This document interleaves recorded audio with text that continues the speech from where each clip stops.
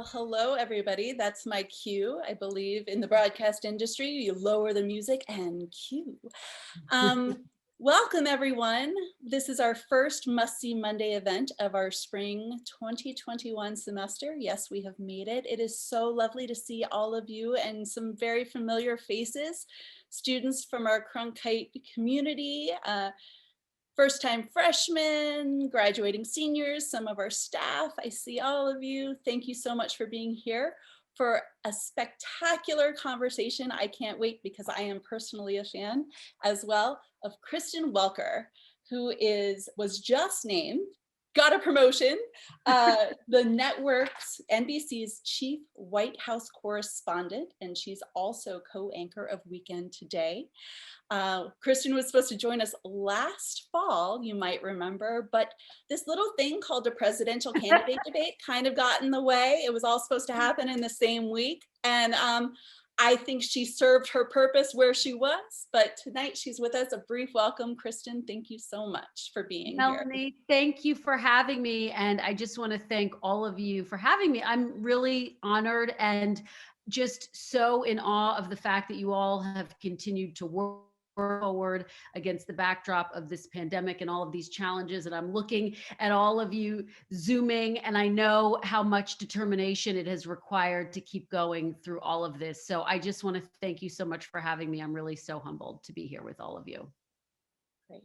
Well, Kristen, we are TV people. We are TV kindred spirits. So I thought, what better way than to start with a video that involves you and a new position that you got 1 year ago, because it kind of sets the stage for us in how much has actually happened since January 2020, right?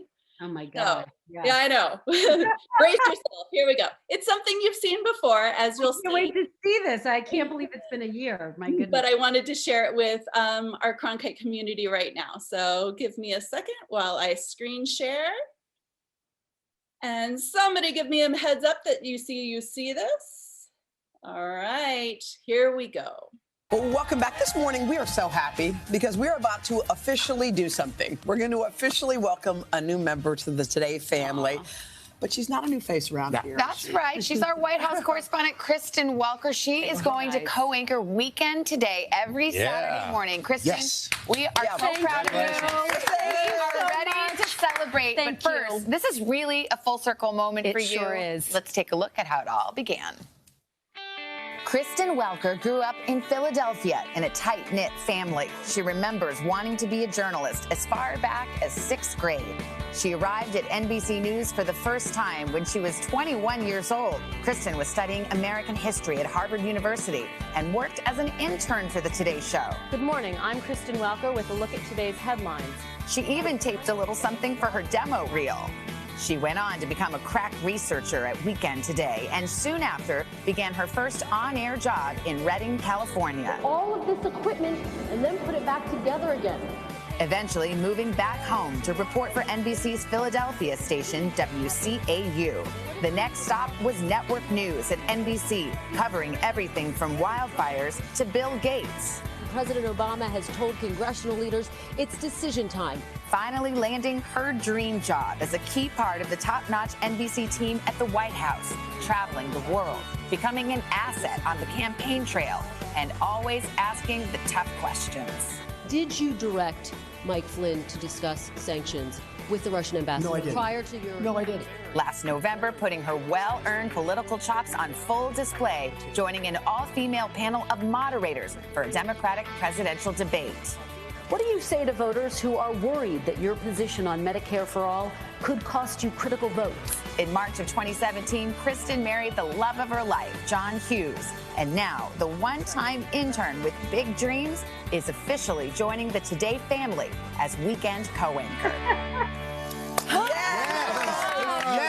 Thank you. Kristen. I promised myself I wasn't going to get emotional, but that was unbelievable. Thank you so much for this welcome. to have come here as an intern for the Today Show to shoot that reel. I looked so serious. I like the bridge. To be terrified like that, and then to come and sit at this desk and to sit next to my friend Peter Alexander every Saturday. It is the honor of a lifetime. Speak of the Thank devil. you for that welcome. Well, wait, There's Thank Peter. you. I love you guys. But Thank you. looky, who's there. There for he you. is. Hi, Peter. Hello. First of all, I can't wait for our first cooking segment. This is going to be so much fun. So I just thought I'd share that because for all of our students here on the cusp of their careers, to see your kind of full circle moment at the Today Show, I wanted to say, look, it is possible. It is possible, students. But also, you did a lot more than do a cooking segment after you started this job, because that was in January 2020, and you and Peter Alexander working hand in hand needed to launch right into something that I would call one of the first pivotal moments in our election season, which was the first impeachment of President Trump. It's another full circle moment, if you will. So tell us about that. Well, first of all, Melanie, thank you for showing that. Oh my gosh, it makes me feel emotional again. Just a comment about coming full circle. What strikes me when I look at that video and the intern reel was all the steps in between and all the various times I got knocked down and told, you know, you're not going to be able to do this, or, you know, I want that job, and had people say, well, that might be a little bit out of reach. And I think what kept me going is just this passion, the same passion that you all have for what you're doing and what you're studying, and hard work. And I think that that's really at the root of having those full circle moments. So I just wanted to give a nod to that, and all the people who supported me along the way and believed in me. In terms of, you're absolutely right, Melanie. I mean, we had to dive right in. The challenge of being Saturday Today anchors is that you want to welcome people to the weekends. You don't want it to all be serious. And yet there were so many really serious things that happened Friday night. So Peter and I had the challenge of trying to figure out how are we going to not only bring people the news, but how are we going to bring it to them in a way that, you know, they're pouring their Saturday morning coffee. So you have to make it relatable. You have to make it understandable. And a lot of times we were coming off of weeks that were nonstop, where we were literally working around the clock, 15, 20-hour days. And we're coming into the Today Show, which is a hugely important part of our jobs, and having to figure out, how do we explain this week that we've just had, this extraordinary week, to our viewers, and all of the twists and turns that occurred along the way. And so I think that the fact that we both cover the White House allowed us to bring that unique perspective on Saturdays to say, okay, we understand what happened, and we're going to just break this down in terms that you can understand, and that you're getting the information that you absolutely need to start your Saturday. And then we're going to move on and help you to kind of ease into some of the lighter moments of this weekend. But what a test for our country, for the two of us as journalists, for all of us as journalists, to make sure that we were covering the first impeachment accurately, fairly, and frankly, to make sure that we weren't missing anything, that we weren't missing a beat. When you have developments that are moving that quickly, it's easy to feel like you're falling behind. And so to stay on top of it, it's about constantly not just paying attention to what's happening on, the floor of the Senate or the House where the impeachment proceedings were occurring, but also to make sure that we're in constant contact with our sources, and that we're double and triple checking ourselves to make sure that we understand, what was happening, why it was happening, and frankly, what was going to happen next, to try to be able to give the viewer a sense of, here's where we think this is going. Here's where this argument is going. Here's where this vote is going. We may or may not know 100%. And to constantly be checking ourselves to make sure we're getting it right. Absolutely. And to make it even tougher, and for those of you who have just joined, this might feel a little excruciating, because we want to talk about what's happening in the now. There were developments in the now, but we're kind of looking at these pivotal points along the election cycle. So we started last January with the first impeachment, and that was January. And then February comes along and there's this thing called coronavirus that we're hearing more about. Oh my God. And you think about the impact on the news cycle in a presidential election year where so much is at stake and so much is already different. It almost knocks you out of everything that you've learned about covering politics because there are these new elements coming in. So coronavirus enters the scene, February, March. What is the tone in trying to be a political reporter and realizing that there is a much bigger story? It's so interesting because we had gotten through impeachment and here we were really for the first time starting to go out on the campaign trail. And I thought, like, do I have any energy left? Like, I feel like I haven't slept for 4 years and now we have a campaign. And I thought, but this is going to be exhilarating. We're going to be traveling and there's nothing, I think that, a political, let me just make sure, excuse me for 1 second. I'm going to close. Hopefully something in my computer's dinging. So I just tried to close that. As a political reporter, covering a campaign is like the most exciting thing you can do. And so I was energized by that and by the prospect of, yes, we're going to be out on the trail. It's going to be grueling, but it's going to be fun. It's an election. And I remember, we were like hearing this thing about coronavirus and we were starting to think like, okay, do we need to take this serious? Is this going to come here or what? I mean, it was that period where it was not here or we didn't feel like it was here. And I remember covering Super Tuesday. And that was just on the cusp of when we started to think, oh boy, this is starting to come here. And I was at an event for then candidate Biden.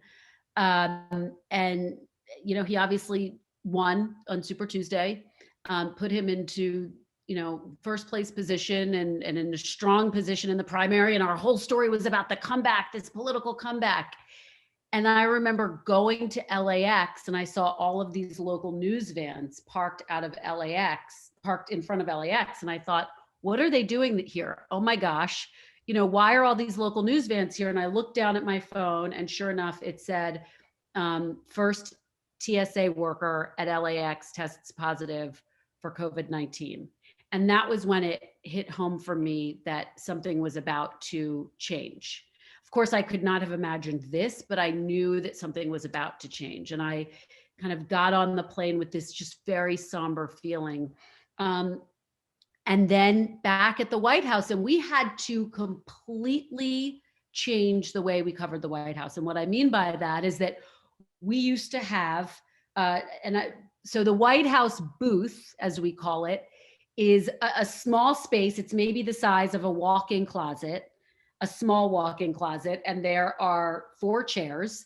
And before COVID-19, every single chair would be filled every single day for hours on end. And we had to go into a posture because of COVID where there could only be 2 people in the booth at a time for social distancing. And I got this call from my bureau chief, Ken Strickland, that was like, we're only going to allow 1 correspondent per week. So we're separating the coverage into weeks, a correspondent and a producer. And then the other correspondents have to work from home, which was like a completely foreign concept at the time. So, I had to set up a camera and the NBC crew was great. And they came and set up a camera in my house. So I spent 2 weeks working from home and 1 week at the White House. And the challenging thing about being at the White House at the time was that was when there were literally those daily press conferences with the president and his COVID task force. So every day you are going into work with a presidential press conference hanging over your head. And to your point, Melanie, I think this is an important one. This wasn't just about politics. This was about health and safety. And so literally the information that we were disseminating to the American people, the questions that I was asking at the back of my head was people's health and safety is at stake with every question that you're asking, with every report that you're doing. And for as importantly as I take political coverage and covering the White House, and it's critical, important work to our democracy, this hit home that much more because this was about people's lives. And so the stakes were that much higher, and getting it right is always the most important thing as a journalist. Well, you felt that pressure even more covering COVID-19. And I think just the isolation and feeling like, wait, how am I on my weeks where I was working from home? How am I going to reach out to sources if I'm not seeing them at the White House? And we, argued with our bureau chief, like, are you sure we can't just all be at the White House? We'll try to stay, as distant as possible. And no, NBC took this very seriously and said, no, one correspondent in the booth at a time. And that's it.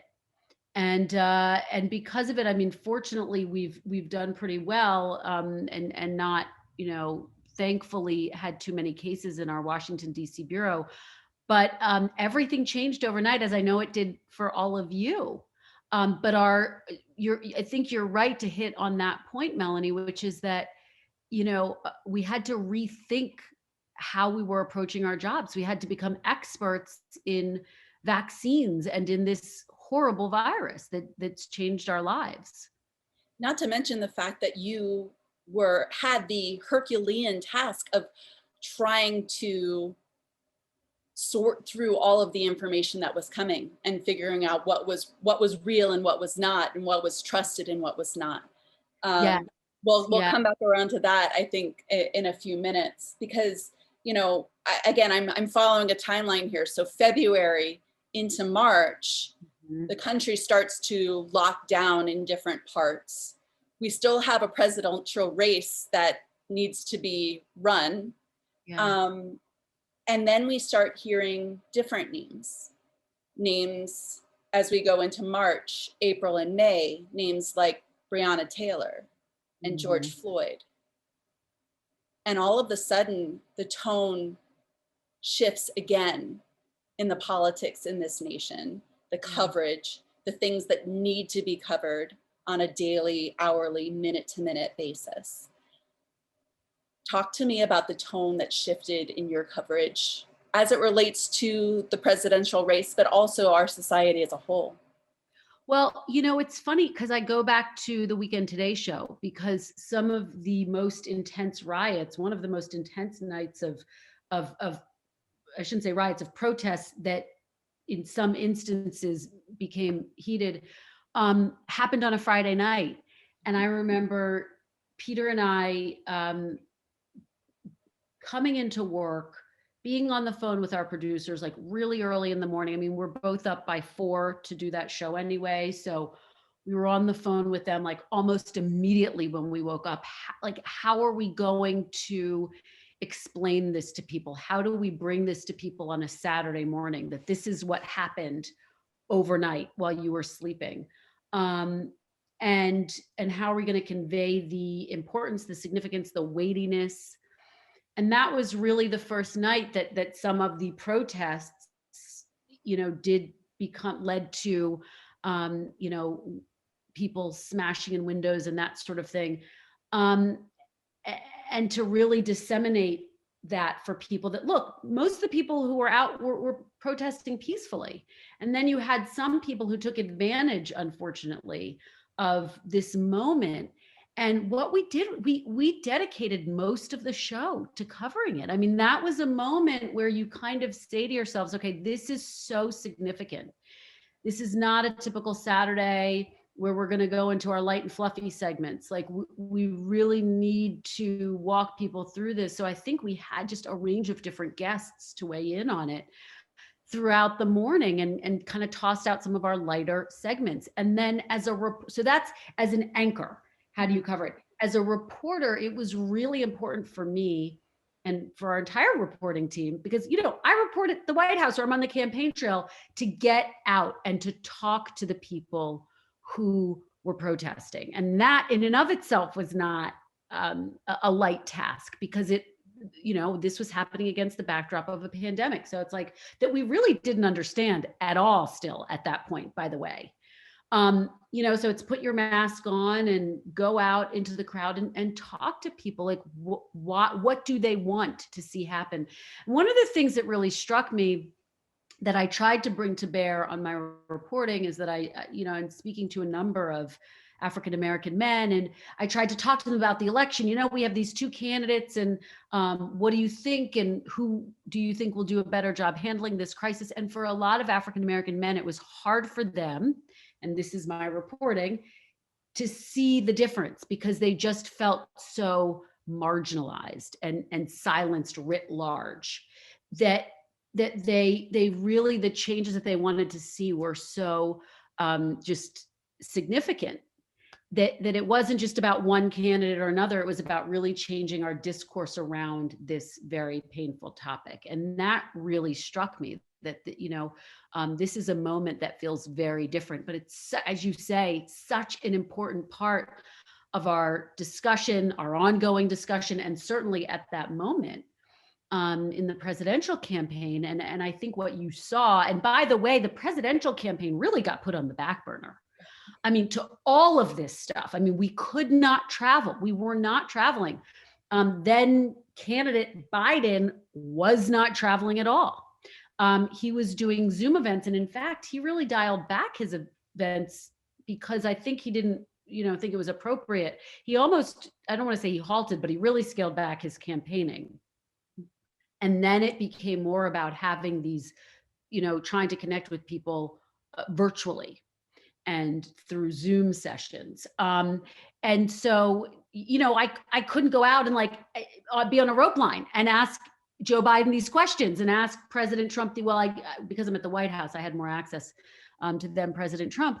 But it was really a remarkable circumstance for that reason.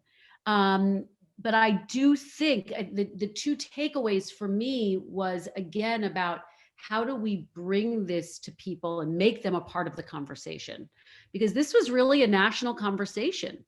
And in order to, you know, help the American voters understand that and really think through this very difficult moment, we had to get it right in terms of our coverage on the weekends. And it wasn't just that one weekend. I mean, this was weekend after weekend, and still to this day, we continue to cover this story because it's so critical.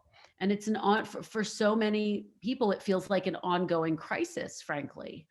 And so what just kept hitting me over and over again was we were dealing with multiple crises at the same time. Absolutely. And that was just, was and continues to be the greatest challenge as a journalist, to want to make sure that you're giving each equal weight and that you're, you know, doing it justice in terms of your reporting. For sure. And, you know, we think about how all of those calls for racial justice poured out over the summer through the campaign, into the key points of the campaign. Biden really secured the nomination, you know, in June, right? Yeah. And then he selected Harris as vice president in August. Mm-hmm. How did that change the conversation? Because as you saw in that open video, there was such a diverse pool of candidates at the start of this election season on the Democratic side. So diverse, could have gone in so many different ways. Yeah. When Biden took the nomination, it was, you know, you already spoke to kind of that tone and how that changed, but then Harris coming in as VP. Take us back to August and what that meant for the election. It was a hugely significant moment, I think, for the election, because remember, in the wake of George Floyd, then Vice President Biden got a lot of questions about, was he going to choose, he had already committed to choosing a woman as a vice presidential nominee. So the question became, okay, you've committed to a woman. Are you going to commit to choosing a woman of color? And he wouldn't do it. He said, I'm going to look at the field and I'm going to choose the right person. And I think for President Biden, the reason why he chose now Vice President Harris, one, they did have a personal connection. Yes, there was that moment of tension during the primary, during one of the debates, but I do think they had a personal connection in part through his late son, Beau, with whom she was quite close and also had a working relationship. But I think that he saw her as someone who was galvanizing, was energizing, not just in terms of the Democratic base, but just in terms of Democrats, independents, that she was hard, I think, for President Trump to kind of figure out how to attack her, how to go after her. Remember during the primary, President Trump praised her and said she had the best rollout. I think Biden saw her as a powerful running mate for all of those reasons. And what struck me was that once he chose her, there were a lot of people within the Democratic Party, and I was talking to all of my sources who said, well, I don't know if people are going to be, as excited about her as this other person. And is she going to excite the progressive branch of the party, as much as some of the other candidates? And what wound up happening is that people, just based on what I witnessed in my reporting, Democrats seemed genuinely excited by her as his pick. And because of the historical significance as well. I mean, that cannot be overstated. I think that for a lot of Democrats, that was energizing. And I also think that for voters of color, they did feel as though the choice, to some extent, at least was an acknowledgement that he heard that this was a moment of crisis and that was significant. So I think it was a hugely important pick, and we'll never know what the impact ultimately was or how to weigh that, but certainly it was one of the poignant moments, I think, in the race. For sure. So then we enter into September and October, which you on the campaign trail know as debate season. So there was this first debate that happened that we don't like to talk much about. But I have been long curious to ask you, as you were watching the first presidential debate, knowing you were going to moderate the second presidential debate, what on earth was going through your head? Well, everyone was texting me, like all of my friends and family. Everyone was freaking out for me, so I didn't have to freak out. Everyone was like, oh my gosh, you can't do this. We can't let you go out there. And I kept saying to everyone, it's okay, I got this. Because I had to have that perspective. I had to just tell myself that because I didn't have any other option. Like there was no other option. I couldn't pull out of the debate. So the only option I had was to believe that it was going to be okay, ultimately. And so I kept telling people that as they were sending me, I mean, literally an avalanche of texts, like, we're so afraid for you, By the way, and I do think this is important, Chris, I think, did the best job that could have been done. I think that he was dealing with an impossible set of circumstances. And I do think the purpose of debates is to reveal something about the candidates. And so that debate was difficult and tough and all those things. But from the perspective of the debate commission, they're like, well, it was also revealing. This was the debate that happened between these two candidates.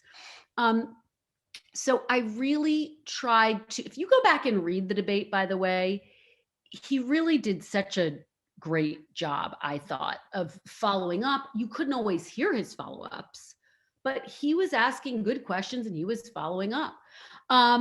So after that debate, I kind of just put my head down. I just decided I'm going to put my head down. I'm going to study as hard as I can. And I kept telling myself, the one thing that kept giving me sort of confidence and calm is that I had covered former President Trump for 4 years. I'd been in a briefing room with him dozens of times and press conferences and everything else. And I'd covered then Vice President Biden for 6 years. So I have questioned both of these men before. And I just thought, I know them. I know the way they speak and answer questions. And I am just going to approach it with that kind of calm. That is not my first time in the room with the two of them. And I also really felt as though it wasn't going to be the same type of debate. You know, you always get the first debate, the second debate's always a little different, you know, and so I just had a sense in my gut, in my core, that it would be a little bit different. But I have to tell you, I mean, I have never prepared for anything that extensively like I prepared for that debate. So it was, you know, 6 a.m, often till 9 o'clock at night. And, you know, we had our various prep sessions and our various question sessions. And then I would take our work and I would go through it again myself. And, you know, so it was really grueling. And, but also, you know, I was proud of, it was a team effort, and I was proud of the questions that we put together as a team. And, but literally that's how I got through it. I just kept, you know, after having seen the first debate, I just kept telling myself, like, it's going to be fine. I got this. I got it. Well, I think you did get this. And actually, I have a little video clip that the Washington Post actually put together. Oh. And that's going to give us a bit of a breather, because wow. we're just going to revisit, I think about 2 minutes of those moments. Oh my gosh, I haven't watched this yet. Whoops, not that one. This one. Here we go. Everybody see the debate screen? All right, here we go.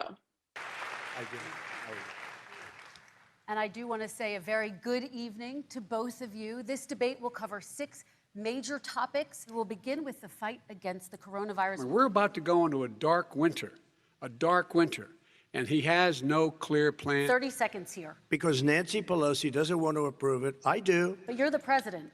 I do, but I still have to get. Unfortunately, that's one of the reasons I think we're going to take over the House. I want to talk about North Korea. I do want to turn to 10 seconds, Mr. President. That's 10 a seconds. typical political statement. Let's get off this China thing, and then he looks, the family around the table, everything. Just a typical politician when I see that. Let's talk about I'm not North a typical Korea now. politician. Okay, that's why I President got elected. He's refused to support that money, or at least up to now. Let's talk about schools. President Well, Trump, I think we have to respond, if I might. please, and then I have a follow-up. Thank you, and I appreciate that. Look, all he does is talk about shutdown. His governor was a very liberal governor. They want to make it work. Okay, It let's let was Vice President impossible Biden to work. respond. It doesn't Vice work. President He's Biden, a very your response. confused guy. He thinks he's running against somebody else. He's running against Joe Biden. He Handling thought this. I shouldn't have closed the border. Well, That's obvious. do you want to respond to that quickly, Vice President No. Biden? Okay. Ask that question. And by the way, so far, I respect very much the way you're handling this, I have to say. By the way. But somebody should ask the question. So how will these families ever be reunited?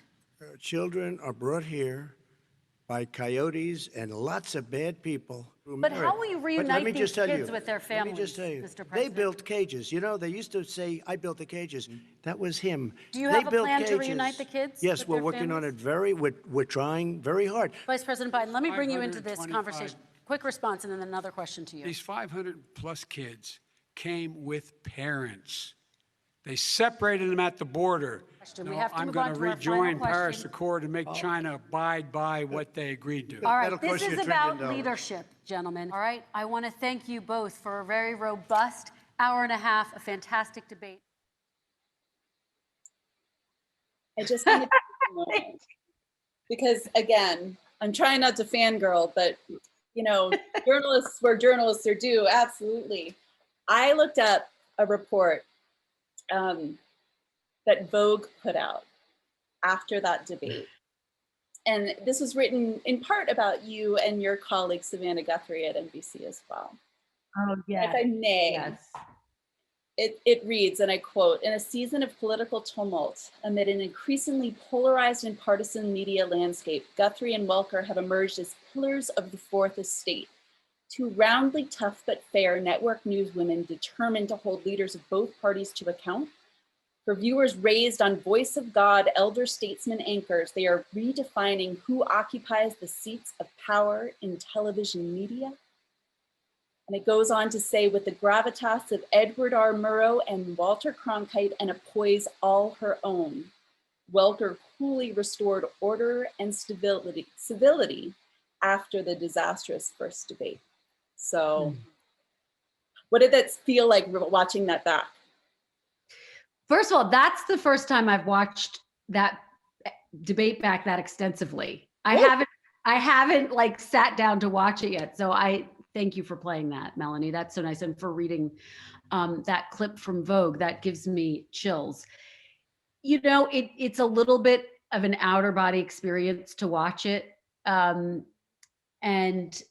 at that, when you're sitting there, you're really just going off of instinct. It's like you've done all of the preparation, and then you've got to find a way to make this a conversation so that voters are getting information that's really, and I mean, if you guys come away with one thing from what I'm saying, I just hope it's this, which is that when you go out and you're whatever, you're covering as a journalist, it's really just information to people. That's the most important thing. And so what was critical for me with each question was to make sure it was fair and that it was giving people information. And so what I was trying to do with each exchange was to listen, like, did they answer my question? They didn't in all instances. And there's only so much you can follow up with someone, and you've got to make that judgment call in the moment, like what feels appropriate. Am I following up too much? Am I being too tough? When do you move on? And again, it's really just your gut that, tells you when to move on. But my goal was just to be fair and to let them both talk. That was the most important thing to me. Also, like you saw there when the president said, "Can I just answer?" And I thought when one of the candidates would say, "Can I, but I have something to say," like, it's my job to say, yes, of course. If you have something to say in this moment, I've got to let you talk. But there's also an hour and a half, and we have, a certain amount of questions to get through. I will tell you, I mean, if it's of interest, I probably got through about half of my questions, and I had 6 sections. And the final section was on leadership. And I had 8 questions for leadership. And there had been like some breaking news overnight. And so we added some more questions. So I was about to walk into the debate hall, and I turned to Noah Oppenheim, who's the president of NBC. And I said, if I have to drop basically most of the leadership section and just ask that final question, is that going to be okay? And he said, absolutely. He said, all the policy stuff is in the first 5 sections. The 6th section on leadership, I loved. I mean, I just loved. But he said, if you need to let go of something, you can let go of those questions and get to your final question, which was the framing leadership question, which was, what will you say to the voters at your inauguration who didn't vote for you? And that's what I wound up doing. And, when you're out there, you're thinking, I could go on for another 2 hours. And that was the other thing, Melanie, I kept saying to myself during the first debate, whatever happens, it's going to be the most fascinating conversation you'll ever have. So, I just was excited to have that dialogue with them. And it was just remarkable. One of the other things that I think people don't realize, when you are moderating a general election presidential debate, unlike the primary where I was moderating debate with my 4 other colleagues and incredible journalists, Andrea, Ashley, and Rachel, we had our producers in our ear. Mm-hmm. In this debate, there's only one person in your ear from the presidential commission giving you time cues. There's no editorial guidance at all. You're staring at 4 clocks. So you have the time of day clock, you have the 2-minute clock for the countdown, and then you have how much each of them have spoken. So your goal is to try to make sure they're speaking at an equal amount of time. I think they were at the end, maybe about a minute. I think the President Trump had spoken maybe about a minute and a half longer. Mm-hmm. But part of what I was doing was trying to make sure they're getting equal time. And so again, that it's just instinct, and you're really just kind of doing this all for yourself. You're doing, kind of the production side of it. And the way that I prepared for that, I can't say this enough. I had the most incredible team working with me from NBC. And one of the producers was Rashida Jones, who was just promoted to president of MSNBC, and she's just this extraordinary producer. And I said to her, when I asked her to work with me on it, I said, I want your brain in my brain when I walk out there. Like, I want you to basically be sitting with me. And she said, okay. And that's what we did. So when we were practicing, we were not just going through questions. We were saying, like, okay, how does this section work you have 10 minutes, go. And when we were doing mock sessions and I was going through it, they would say that lagged, or you missed a follow-up, or whatever it was. Or by the way, we have way too many questions in this section, you know, so that I really knew where I wanted to go as we were, you know, doing those mock sessions. And then when I stepped out onto the debate stage, I knew like, okay, I'm cutting this, I'm going here, I'm flipping that, you know, and you're doing that in real time. Speaking of time, Yes, I know. 2 weeks, 3 weeks later, after that debate, we're at election day, almost full of more unknown than known, right? Yeah. Another history-making part of a process that we've all studied as journalists for a long time. It's supposed to happen this way, and then this way, and then this way, and then this way. I always joke with my students, I was in Florida working at a TV station in Florida in the 2000 election. So I know all about not knowing. Yes, you do. Yes, you do. This takes it to such a different level. The misinformation, the disinformation, the different camps of understanding what the process was. What was your vibe heading into election day? Well, I think one of the things that was important that we tried to do, and I think like Chuck Todd, our political director, moderator for Meet the Press, did a really good job of this, of laying the groundwork that this is a real possibility, that certain states will not have their final vote counts on election day. Here's why. Because they're not going to start counting the mail-in ballots until, you know, X time, and it varies by state. This was confusing stuff. It was, you know, from a journalist perspective, you know, you're making sure you're explaining it accurately, and explaining it over and over and over again.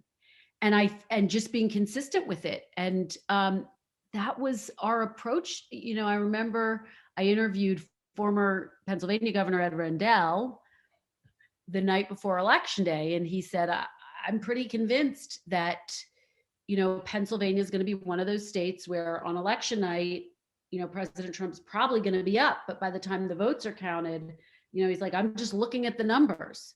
He's like, that's what I am anticipating, but that there's going to be this, whoever wins, dramatic shift in the votes that come in, you know, in the days after Election Day. And I just thought, you know, that night, the night before Election Day, I thought this is going to be a really long haul. And we tried to brace people for that. But I think it was hard. It's hard to wrap your head around. And again, it's like we were all adapting to this pandemic. And what's remarkable about it, in the election officials and you know, at the federal level, so I'm not saying this from my perspective, I'm quoting them, said that actually what was incredible about this election was that it was so orderly, despite the fact that you had all of these mail-in ballots.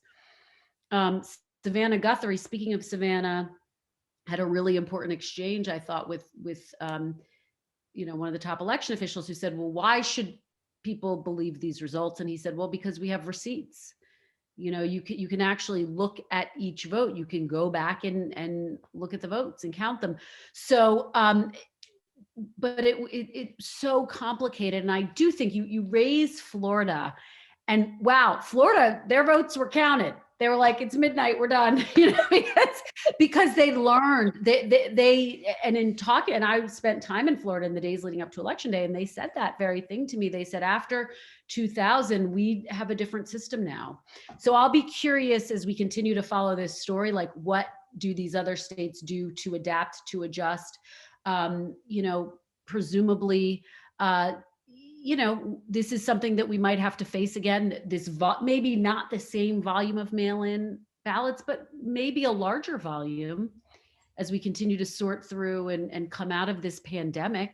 You know, you think about the midterm elections, I would anticipate there's still going to be a number of mail-in ballots.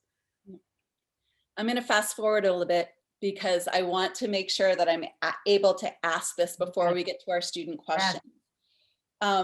One of the, I guess it's a meme. It's not really a meme. It's more of an observation. 3 Wednesdays in January. I know you've seen it. January 6th, insurrection at the Capitol. January 13th, impeachment again. January 20th, inauguration. What has the past month been for you in covering each of those elements? I think I'm still processing it to some extent, as we all are. The one thing that it continues to remind me of, as if I needed reminding, but it's a reminder that we all play a role in our democracy.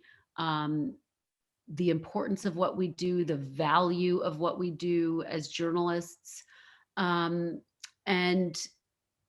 the fact that, this has been and I'm sitting here in my home in Washington, D.C. as I talk to all of you. I mean, we have all been on edge here, quite frankly, particularly leading up to the inauguration. So to go back to the first one, what happened at the Capitol, I was reporting from the White House North Lawn, and they said, oh, we're going up for specials and we'll be clear by 1:30. So I was like, okay. So I went to do my special report, and I'm standing in front of the, camera, and then watching the return and watching what's happening. And I have good friends and colleagues inside the Capitol as this is unfolding, and we're texting each other, and are you okay? And do you need help? Meanwhile, what can I do from the White House? I mean, except, hope and pray everything was okay. It was terrifying. I mean, it was the most terrifying, day that I can remember, certainly. And I just felt really upset for my colleagues who went through that, who have said, like, it's hard for them to still to this day. Some of them have just kind of a nervous feeling going into work. And then that next, I mean, at that point, we're not sleeping, right? At that point, so I got in front of the camera at 1:30, went inside like twice, and then, but was in front of the camera until, 11 o'clock at night at that point. I mean, we just were broadcasting at that point. And then at that point, you're just going through the impeachment. I mean, this extraordinary, oh my gosh, there's going to be a second impeachment. This is unprecedented. And so again, you're at this point, I think we were just trying to physically keep pace with the developments as they were happening, because it was happening, it was 24/7 again. And then leading up to the inauguration, and what I will tell you is that the District of Columbia basically went into lockdown. I mean, we had a perimeter outside the Capitol and outside of the White House that just stretched for, half a mile on either end. And so I wound up staying in a hotel. I said goodbye to my husband the Sunday before the inauguration, checked into a hotel, and we like drove, and then he walked me like the however many 5 blocks or 6 blocks or whatever it was to the hotel. And that's where I stayed all week, because I couldn't be driving back and forth. It was too grueling. But again, I think it hits you, the enormity and the importance of what we do, the importance of getting it right, of being accurate, of checking your facts, checking them twice, checking them 3 times, because it's so important that as journalists right now, we are getting it right. And the importance of, journalism to our democracy. And that what really struck me about the inauguration, I have to say, from the perspective of, I was watching it all unfold. We were nervous, I think, leading up to that day, like we just wanted it to be safe, was this image of all of these lawmakers, Republicans, Democrats coming out and participating in this moment. And that was one of the points that I made in my report, that the moment itself was extraordinary, that everyone was determined and defiant about being there, that they weren't going to be intimidated from engaging in this ritual of our democracy by the people that stormed the Capitol. And that's what really hit me from that final I-Day on inauguration. Wow. Thank you so much, Kristen. Let's get to some of these amazing student questions. Yes. Daniel has a good segue for us, as we like to say in the biz. Here's a segue. What is the biggest difference between being in the White House briefing room during the Trump administration versus the last few days in the briefing room with the Biden administration?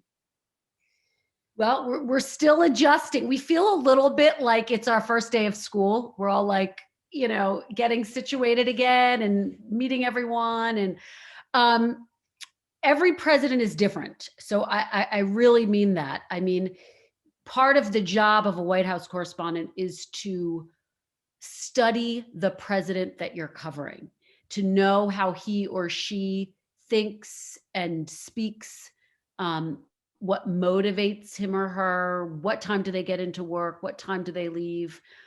There is no doubt that the Trump presidency, and he would say this, and he would say it quite proudly, was unprecedented for a number of different reasons. It was not unusual for us to learn about his policies on Twitter. Obviously, he was someone who had no problem really mixing it up with the press. So from that perspective, when we walk into the briefing room or we go into an event with President Biden,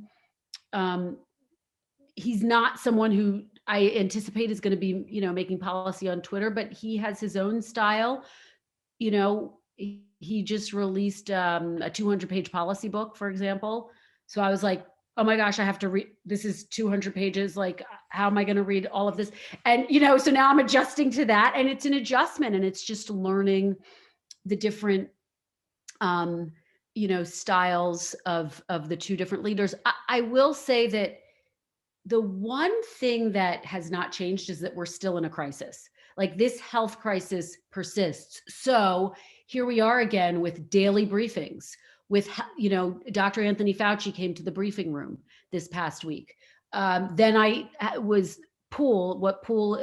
For those of you who don't know what Pool is, a small group of reporters kind of covers the president every day, and you rotate.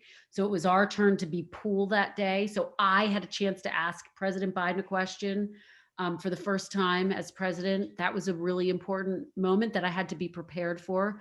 So the preparation has not changed, and the, needing to kind of be ready and be ahead of the curve, that part of it has not changed. But certainly there's no doubt that this president has a very different governing style.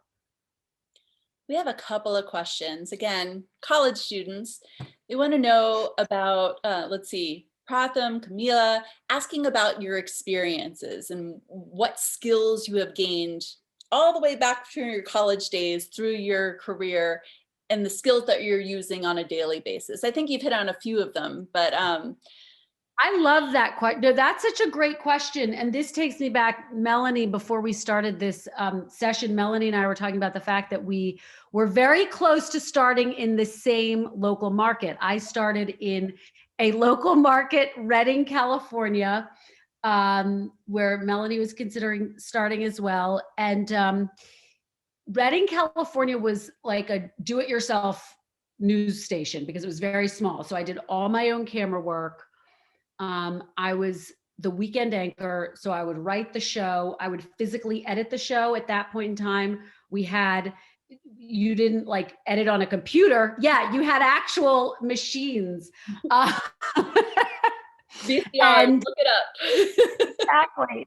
Exactly. And I operated the teleprompter with my foot. I even did the weather. I learned so much about journalism at that local market. One, I learned that you have to work hard. You have to have the core set of skills. You can't skip steps.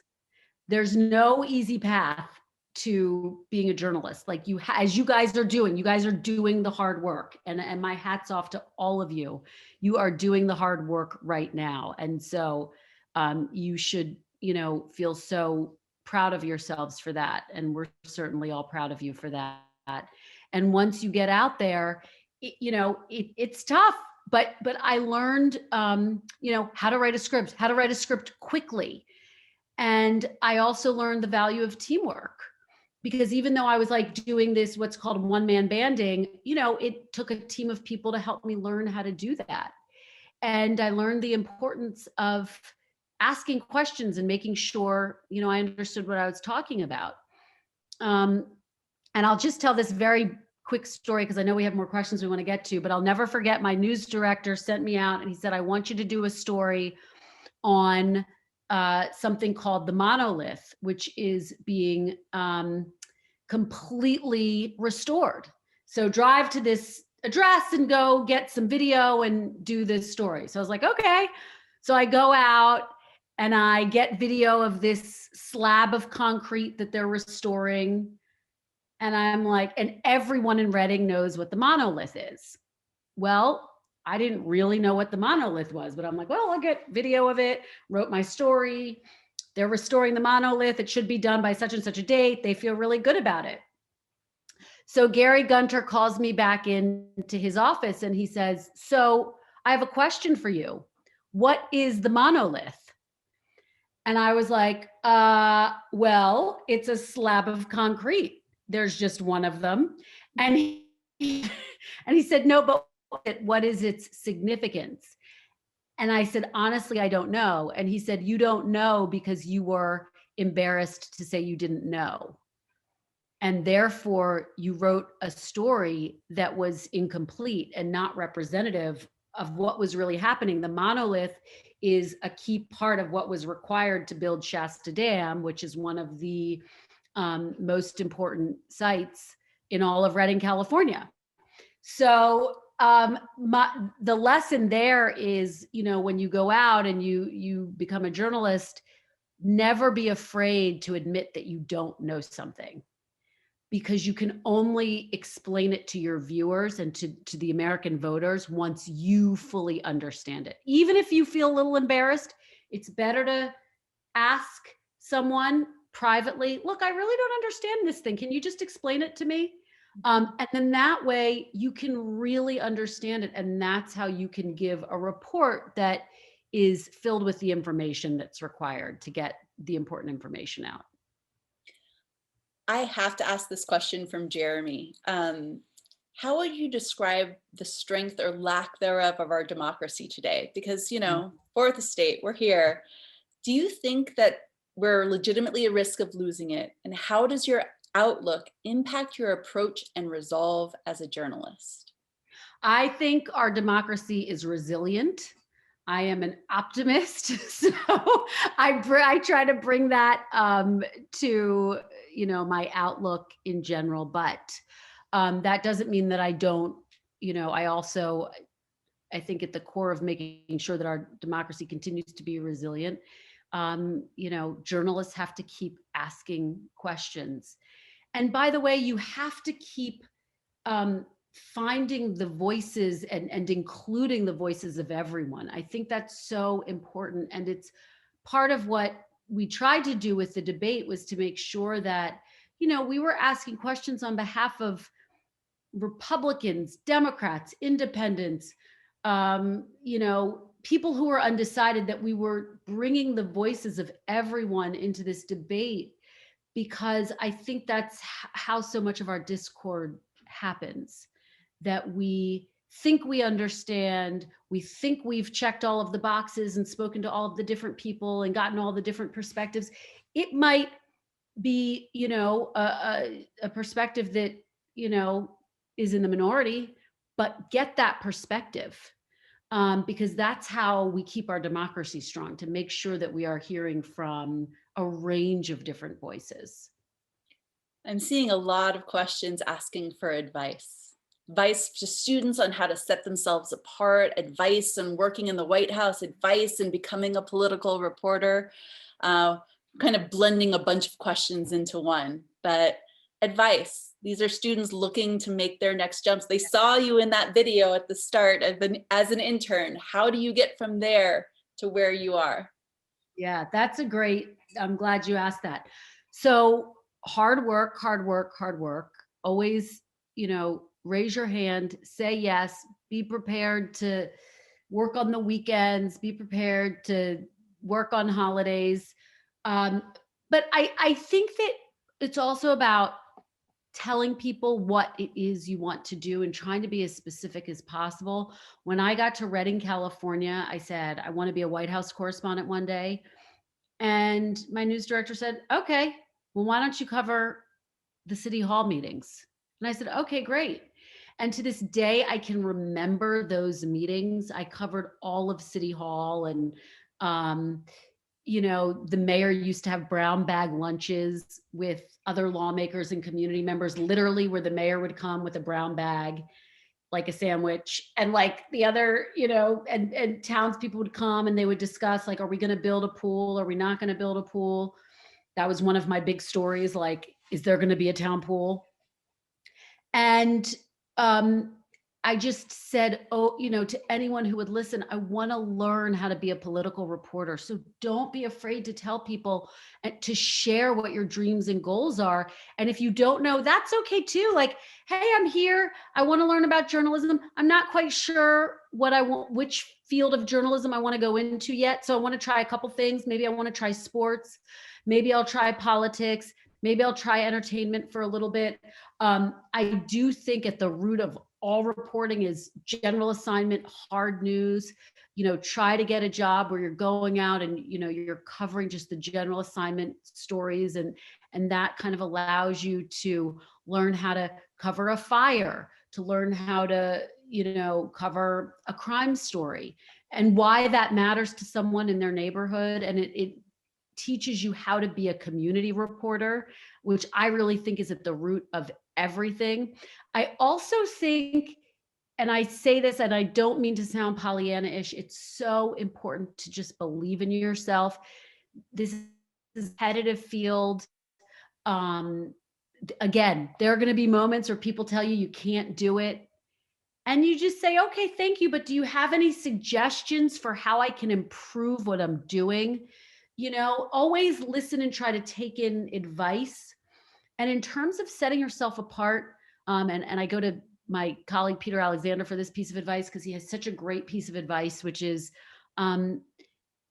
just volunteer to do things that, maybe is going to require you to work a couple extra hours or come in on the weekends. He talks about how he raised his hand when he went to a local market to start going out and shooting video for one of the reporters. And then finally the reporter let him shoot a stand-up. And then before he knew it, he was filling in on the weekends, as the local reporter on the weekends. It's about raising your hands and just showing that passion and interest, especially when you go to local markets, and then people give you opportunities. And it's about being ready for those opportunities. You mentioned your joint chief, Peter Alexander. I read that somewhere. You're both chiefs, correspondents. When he was able to join us in your stead last fall, he ended the Must See Monday by showing his little home studio setup. Ethan is asking, do you have a similar setup in your own home for when you have to broadcast from home? Oh my goodness, yes. Let me see if I can show you. The light is not on. It's all right. Let me we're see taking a tour. Lovely. Taking a tour. Let me see if I can. So this was once my dining room. Hey, John. Help me with my tour. I'm going to get my husband to help me with my tour. This was once my dining room, guys. Wow. And this is now, can you turn on the light so they can see? This is my husband, John. John, wave. Hello. This is the Cronkite School of Journalism. All right. This is, turn that on so they can. So this is where I would sit. That's my studio. So we get what John's doing right now is can you see that? Mm-hmm. They tell me which background they want, and you can pull up the Meet the Press one. So that's Meet the Press, if you guys can see that. Yep. Can you see that? Uh-huh. And then, so I would sit, for example, here, like this, and then they would zoom in. They would zoom in so that you couldn't see the rest of the furniture around me. And then I'm going to turn it around so that you can see the screen. Yeah. John's going to open it up so that you guys can see the screen. And then will you turn that on so they can see what I would see? oh, here, hold this. I'll turn it on. All right, stand by. It's on. It's on. This? Yeah. Oh, is it? Yeah. Oh, I guess it doesn't have the. So you don't have. Yeah. Oh, I guess it's not showing. Well, here, I can flip it around. There you go. Oh, There I we see. go. Mhm. So that is the camera. Can you guys see that clearly? Yeah. That's the camera. And that's what I would be looking at if I were sitting down. And then this right there is usually that's a shot of me. And then that camera would be the show. So like the last time I sat here was for Meet the Press. So I'd be able to see like the return on Meet the Press there. Excellent. I'll give you another like wide shot. Nice. Peter's got a good setup because he's got see that? Mm-hmm. Peter's got it in his basement. But this is your living room or dining room. This is your dining room. This is my dining room. So we don't have a dining room anymore. So I basically eat at my kitchen island every night. Understood. Understood. Well, listen, Kristen, it is 7:05, 7:06. I'm trying to be mindful of your time because I know you're a morning person because you have to be. I just want to thank you so very much for answering our student questions and joining us tonight and being a journalist we all can aspire to. Melanie, thank you for such a great conversation. And to all of you, thank you for fantastic questions and for having me. It was such an honor, such a true honor. And good luck to all of you. Thank you. Round of applause. You can open up and applaud if everybody wants to. Remember, our Must See Mondays continue next week. Stay with us for the lineup. And be sure to catch Kristen Welker and her colleague Peter Alexander on NBC's Today Show. Thank you, guys. Good luck, guys. Thanks for having me. Thank you, everyone. Melanie, thanks for a great conversation. That was really fantastic. I really enjoyed it. I did too. Thank you so much. I hope it was chock full of info. Thank you. Couldn't have been any better.